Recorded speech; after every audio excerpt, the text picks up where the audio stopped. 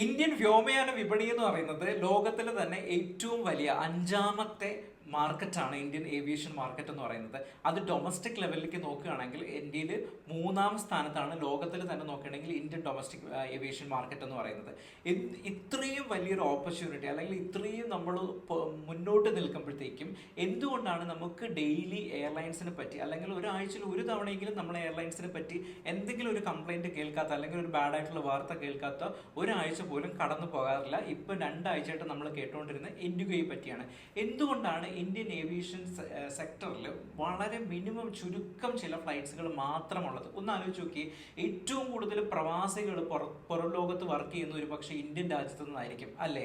140 കോടി ജനങ്ങളുടെ ഒരു രാജ്യമാണ് നമ്മുടെതെന്ന് പറയുന്നത്. അതോടൊപ്പം തന്നെ ഒരുപാട് പ്രവാസികൾ വെളി രാജ്യങ്ങളിൽ വർക്ക് ചെയ്യുന്നു. എന്നിട്ടും നമ്മുടെ ഏവിയേഷൻ സെക്ടർ ഇത്രത്തോളം പവർഫുൾ ആകാത്തതും എല്ലാവർക്കും നെഗറ്റീവ്സ് മാത്രം പറയാനുള്ളൊരു സാഹചര്യം ഉണ്ടായതും എങ്ങനെയെന്നുള്ളതാണ് നമ്മൾ ഡിസ്കസ് ചെയ്യുന്നത്. അതിനു മുമ്പ് ആദ്യമായിട്ടാണ് വീഡിയോ ഇഷ്ടപ്പെടുന്നതെങ്കിൽ തീർച്ചയായിട്ടും നിങ്ങൾ ലൈക്ക് ചെയ്യണം. അതോടൊപ്പം തന്നെ കമൻറ്റ് ചെയ്യുകയും ചാനൽ കാണുന്നത് ആദ്യമായിട്ടാണെങ്കിൽ സബ്സ്ക്രൈബ് ചെയ്യുകയും വേണം. അപ്പോൾ നമ്മൾ നേരത്തെ പറഞ്ഞതുപോലെ എന്തുകൊണ്ടാണ് ഈ 140 കോടി ജനങ്ങൾ ഉണ്ടായിട്ടും നമ്മുടെ ഏവിയേഷൻ സെക്ടർ ഇത്രത്തോളം പവർഫുൾ ആയിട്ട് മുൻനിരയിൽ എത്താൻ സാധിക്കാത്തത്? ഇതിൻ്റെ മെയിൻ റീസൺ എന്ന് പറയുന്നത്, ഒരു എയർലൈൻസ് മുന്നോട്ട് പോകുന്ന ഒരു ഫ്ലൈറ്റ് സഞ്ചരിക്കുന്നതിൽ ഏറ്റവും കൂടുതൽ ഒരു ഫ്ലൈറ്റ് ഫെയറിൻ്റെ ടിക്കറ്റ് എടുത്തു കഴിഞ്ഞാൽ അതിൻ്റെ ഫെയറിൽ എഴുതിയേക്കും ഏറ്റവും കൂടുതൽ ചാർജ് ഈടാക്കിയിരിക്കുന്നത് അതിൻ്റെ ഫ്യൂവലിന് വേണ്ടിയിട്ടായിരിക്കും. ഏകദേശം 40% ഇതിൻ്റെ ഫ്യൂവലിന് വേണ്ടിയിട്ട് ചിലവാക്കിയിരിക്കുന്നത്. ഈ 40% ഫ്യൂവൽ വരുമ്പോൾ ഇന്ത്യൻ സെക്ടറിൽ സെൻട്രൽ ഗവൺമെന്റിലേക്ക് തന്നെ വലിയൊരു എമൗണ്ട് ടാക്സ് പോകുന്നുണ്ട്. അതോടൊപ്പം തന്നെ ഡൊമസ്റ്റിക് ലെവലിൽ വന്നു കഴിഞ്ഞാൽ സ്റ്റേറ്റ് ഗവൺമെന്റിലേക്കും പിന്നെ വാറ്റായിട്ട് പോവുകയും ചെയ്യുന്നുണ്ട്. സോ ഇതെല്ലാം കൂടി ചേർത്ത് വലിയൊരു ഭീമാകാരമായ തുകയാണ് ഇവർ ഫ്യൂവലിന് വേണ്ടി മാത്രം ഫ്ലൈറ്റ്സിലേക്ക് യൂസ് ചെയ്യുന്നത്. അത് പോരാഞ്ഞിട്ട് രണ്ടാമത്തെ റീസൺ എന്ന് പറയുന്നത്, നമ്മുടെ വിമാനങ്ങളെല്ലാം വെളിയിൽ നിന്നാണ് കൊണ്ടുവരുന്നത് അല്ലേ?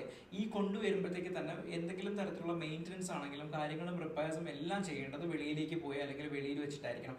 അപ്പോൾ ഇതെല്ലാം ചെയ്യേണ്ടത് ഡോളറിനെ ഡിപ്പെൻഡ് ചെയ്തിട്ടായിരിക്കും, ഇന്ത്യൻ രൂപയിലല്ല. നമ്മൾ ടിക്കറ്റ് പൈസ ഈടാക്കുന്നത് രൂപയിലാണെങ്കിലും നമ്മൾ പുറത്ത് പോയി ഇത്തരത്തിലുള്ള മെയിൻ്റനൻസ് ചെയ്യുമ്പോൾ അത് ഡോളറിലേക്ക് കൺവേർട്ട് ചെയ്യുകയാണ് ചെയ്യുന്നത്. സോ സ്വാഭാവികമായിട്ടും രൂപയുടെ മൂല്യം ഇടിയുമ്പോഴത്തേക്ക് സ്വാഭാവികമായിട്ടും ഡോളേഴ്സിന് ഹൈ വാല്യൂ കിട്ടും. അപ്പോൾ നമ്മൾ വലിയൊരു എമൗണ്ട് ഡോളേഴ്സിലേക്ക് കൺവേർട്ട് ചെയ്ത് കൊടുക്കേണ്ടി വരും. ഇത് വിമാന കമ്പനികൾക്ക് നെഗറ്റീവായിട്ട് ബാധിക്കുന്നു. അതുകൂടാതെ മൂന്നാമതെന്ന് പറയുന്നത്, ഈ ഫ്ലൈറ്റ്സിൻ്റെ അപ്പോൾ ഡൽഹി മുംബൈ വിമാനത്താവളങ്ങളുണ്ടല്ലോ, ഈ 2 വിമാനത്താവളങ്ങളാണ് ലോകത്തിൽ തന്നെ ഏറ്റവും കൂടുതൽ പൈസ ഈടാക്കുന്ന വിമാനത്താവളങ്ങൾ എന്ന് പറയാം. അതായത് ഈ ഫ്ലൈറ്റ്സ് വന്ന് ലാൻഡ് ചെയ്ത് അവിടെ നിൽക്കുന്നതിന് ഇത്ര മണിക്കൂർ ഇട്ടേക്കുന്നത് തന്നെ വലിയൊരു ഭീമാകരമായ തുകയാണ് ഇവർ ഈടാക്കിക്കൊണ്ടിരിക്കുന്നത്. ഇതെല്ലാം സ്വാഭാവികമായിട്ടും എന്തായിരിക്കും ഫ്ലൈറ്റ്സ് ചെയ്യുന്നത്? സ്വാഭാവികമായിട്ടും അവരുടെ പാസഞ്ചേഴ്സിൽ നിന്ന് ഈടാക്കാൻ ശ്രമിക്കും. സ്വാഭാവികമായിട്ടും വലിയ രീതിയിലുള്ള ടിക്കറ്റ് നിരക്കുകൾ കാണിക്കും. അതുകൊണ്ട് തന്നെ നമ്മുടെ സെക്ടർ വീണ്ടും താഴേക്ക് പോകും. ഇനി നമുക്ക് ഇതിലൊക്കെ എന്തൊക്കെയാണ് ചെയ്യാൻ പറ്റുന്നത് എന്ന് നോക്കാം. അതിന് തൊട്ട് മുമ്പായിട്ട് 2000 മുതൽ 2025 ഈ കാലഘട്ടം എടുക്കുകയാണെങ്കിൽ നമുക്ക് ഏകദേശം 14ഓളം എയർലൈൻസസ് നിർത്തിപ്പോയി. അവരുടെ ഡെറ്റ് കാരണം നിർത്തിപ്പോകേണ്ടത്, ഒരുപാട് കടം കയറി, സ്റ്റാഫിന് പൈസ കൊടുക്കാൻ കഴിയില്ല, കോടിക്കണക്കിന് എമൗണ്ടിനുള്ള കടം. അതിന് എക്സാമ്പിൾ നിങ്ങൾക്ക് കിങ്ഫിഷറിനെ തന്നെ നോക്കിയാൽ അറിയാം. പുള്ളിക്കാരൻ നാട് വരെ വിട്ടുകഴിഞ്ഞു. ഇത്തരത്തിലുള്ള വലിയൊരു കടം കയറിയിട്ടാണ് പോകുന്നത്. അതിൽ മെയിൻലി പറയേണ്ടി വരുന്നത് air Sahara, air Deccan, kingfisher, jet Airways, go first, ഇത്തരത്തിലുള്ള വലിയ ഫ്ലൈറ്റ്സുകളാണ് പൂട്ടിക്കെട്ടി പോവേണ്ടി വന്നത്. ഇത് എന്തുകൊണ്ടാണെന്നുള്ളതാണ് നേരത്തെ ഞാൻ പറഞ്ഞത്. ഇനി നമ്മുടെ ഏവിയേഷൻ സെക്ടർ കുറച്ചും കൂടി പ്രോപ്പർ ആക്കാൻ വേണ്ടിയിട്ട് അല്ലെങ്കിൽ കുറെ കൂടി നന്നാക്കി കൊണ്ടുപോകാൻ വേണ്ടിയിട്ട് എന്തൊക്കെയായിരിക്കും ഇന്ത്യൻ ഗവൺമെന്റിന്റെ ഭാഗത്തു നിന്ന് ചെയ്യാൻ പറ്റുക? കാരണം ഇന്ത്യൻ ഗവൺമെന്റിന്റെ ഏവിയേഷൻ സെക്ടറിന് വലിയൊരു കാര്യം ഇതിൽ ചെയ്യാനുണ്ട്. ഇവർ നന്നായിട്ട് ഗെയിം കളിച്ചു കഴിഞ്ഞാൽ മാത്രമേ ഇത് ഒരു പാസഞ്ചറിന് അല്ലെങ്കിൽ നമ്മുടെ ഇന്ത്യ എന്ന രാജ്യത്തിന്റെ ഏവിയേഷൻ സെക്ടർ കുറെ കൂടി ശക്തി പ്രാപിക്കുകയുള്ളൂ, അല്ലെങ്കിൽ ഒരിക്കലും പ്രാപിക്കത്തില്ല. ലാസ്റ്റ് വീക്കിൽ നമ്മൾ കണ്ടതാണ്, ഇൻഡിഗോ അത്രയും വലിയൊരു ക്രൈസിസ് കാണിച്ച് അവരുടെ ഏകദേശം വലിയൊരു എമൗണ്ട് ഓഫ് ഫ്ലൈറ്റ്സ് ക്യാൻസൽ ആവുന്നു. അതിൽ ഇന്ത്യൻ ഗവൺമെന്റിന്റെ ഭാഗത്ത് നിന്ന് സ്റ്റെപ്പ് ഇൻ ചെയ്യാൻ പോയ വൈകിയ സമയം, ആ ഇടപെട്ട രീതിയിൽ തന്നെ നമുക്ക് മനസ്സിലാവും എന്തെങ്കിലും ഇന്ത്യൻ ഗവൺമെന്റിന് ചെയ്യാൻ പറ്റുമായിരുന്നു. ഇവരിങ്ങനെ കയറൂരി വിടാൻ പാടില്ലായിരുന്നു എന്നുള്ളത് ഓരോ സാധാരണക്കാരനും ആ സമയത്ത് മനസ്സിലായിട്ടുണ്ടായിരുന്നു.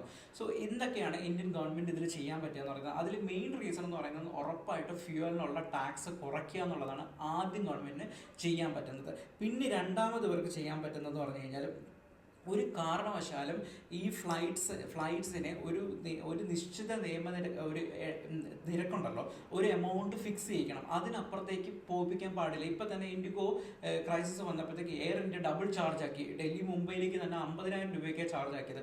അപ്പോൾ അവർ ഇത്ര ദൂരത്തിന് ഇത്ര എമൗണ്ട് എന്ന് പറഞ്ഞ് ഇന്ത്യൻ ഗവൺമെന്റ് നിശ്ചയിച്ചു.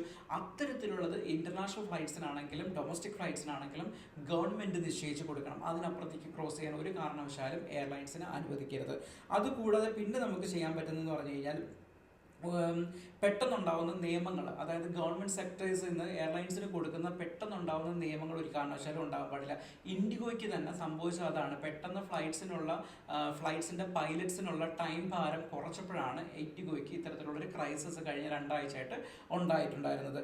അതുകൂടാതെ പിന്നീട് ചെയ്യേണ്ടതാണ് ഏറ്റവും ഇമ്പോർട്ടൻ്റ് ആയിട്ടുള്ളൊരു പോർഷൻ എന്ന് പറയുന്നത് നമ്മുടെ എയർലൈൻസിന്റെ എണ്ണം കൂട്ടുക. നമ്മുടെ നിലവിൽ ഇൻഡിഗോയും അതോടൊപ്പം എയർ ഇന്ത്യയും മാത്രമാണ് ടോപ്പ് 2ൽ നിൽക്കുന്നത്. 60 മുതൽ 65% ഇൻഡിഗോ കയറുന്നത് ഇന്ത്യൻ മാർക്കറ്റ്. അതോടൊപ്പം തന്നെ 20 മുതൽ 25% നമ്മുടെ എയർ ഇന്ത്യ കയറുന്നത്.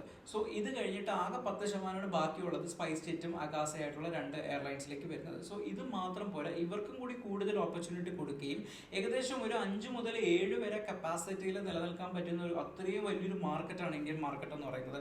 അപ്പോൾ കുറെ കൂടി എയർലൈൻസിനെ ആഡ് ചെയ്യാൻ അവർക്ക് കോൺഫിഡൻസ് കൊടുക്കുക, അത് ഗവൺമെന്റിന്റെ ഭാഗത്ത് നിന്ന് മാത്രമേ കൊടുക്കാൻ പറ്റത്തുള്ളൂ. സോ അത്തരത്തിലുള്ള എയർലൈൻസിനെ അട്രാക്ട് ചെയ്ത് അവർക്ക് നല്ല പാക്കേജസ് കൊടുത്ത് അവരെ ഏതൊക്കെ രീതിയിൽ മാർക്കറ്റിൽ നിലനിർത്താൻ സപ്പോർട്ട് ചെയ്യാം എന്നുള്ളത് ഇന്ത്യൻ ഗവൺമെന്റിന്റെ ഭാഗത്ത് നിന്ന് ചെയ്യാൻ പറ്റുന്ന കാര്യമാണ്. ഇത്തരത്തിലുള്ള കാര്യങ്ങൾ ചെയ്തു കഴിഞ്ഞാൽ മാത്രമേ ഇന്ത്യൻ ഏവിയേഷൻ സെക്ടർ ഗുണം പിടിക്കുകയുള്ളൂ എന്നുള്ളതാണ് ഒരു യാഥാർത്ഥ്യം. അതല്ലെങ്കിൽ നമുക്ക് തന്നെ ഇപ്പം ആരെങ്കിലും ചോദിച്ചു കഴിഞ്ഞാൽ പ്രവാസികളായിട്ടുള്ളവർക്ക് അറിയാം, തീർച്ചയായിട്ടും അവരുടെ ഡ്രീം ആയിരിക്കും എമിറേറ്റ്സിൽ കയറുക, അല്ലെങ്കിൽ ഖത്തർ എയർവേസിൽ കയറുക, സൗദി എയർലൈൻസിൽ കയറുക, എത്തിഹാദിൽ കയറുക എന്നുള്ളത് അവരുടെ ഡ്രീംസ് ആയിരിക്കും. അതുപോലെ നമ്മുടെ എയർലൈൻസിൽ കയറാനും നമുക്ക് ഡ്രീംസ് വരുന്ന ഒരു കാലഘട്ടം ഉണ്ടാക്കിയെടുക്കണമെങ്കിൽ അതിൽ നമ്മുടെ പാസഞ്ചേഴ്സിന്റെ ഭാഗത്തു നിന്നുള്ള സപ്പോർട്ട് വേണം, ആൻഡ് ഡെഫിനറ്റ്ലി എയർലൈൻസിന്റെ ഭാഗത്തു നിന്നുള്ള സപ്പോർട്ട് വേണം.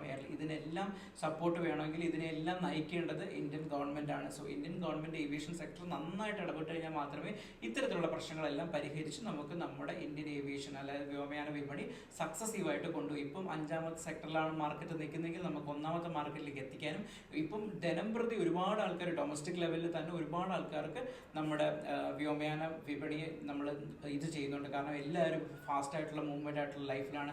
സോ ഒരുപാട് പേരെ വീണ്ടും അട്രാക്ട് ചെയ്യാം, ഒരുപാട് പാസഞ്ചേഴ്സിന് ഇവർക്ക് തന്നെ കിട്ടാനുള്ള കോൺഫിഡൻസും ഇന്ത്യൻ ഗവൺമെന്റിന്റെ ഭാഗത്ത് നിന്ന് കൊടുക്കാൻ പറ്റുന്നതാണ്.